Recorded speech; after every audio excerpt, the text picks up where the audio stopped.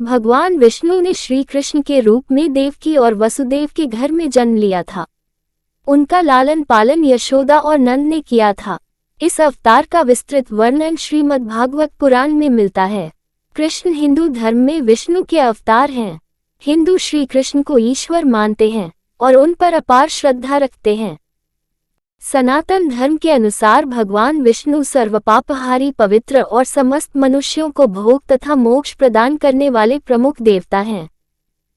जब जब इस पृथ्वी पर असुर एवं राक्षसों के पापों का आतंक व्याप्त होता है, तब तब भगवान विष्णु किसी न किसी रूप में अवतरित होकर पृथ्वी के भार को कम करते हैं।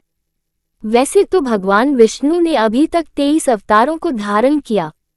इन अवतारों में उनका सबसे महत्वपूर्ण अवतार श्री कृष्ण का ही था।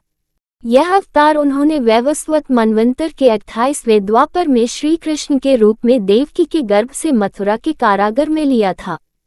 वास्तविकता तो यह थी, इस समय चारों ओर पापकृत्य हो रहे थे। धर्म नाम की कोई भी चीज नहीं रह गई थी। अतः धर्म को स्थापित करने के लिए श्री कृष्ण अवतरित हुए थे।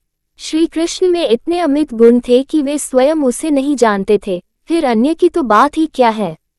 समस्त देवताओं में श्री कृष्ण ही ऐसे थे जो इस पृथ्वी पर 16 कलाओं से पूर्ण होकर अवतरित हुए थे। उन्होंने जो भी कार्य किया उसे अपना महत्वपूर्ण कर्म समझा।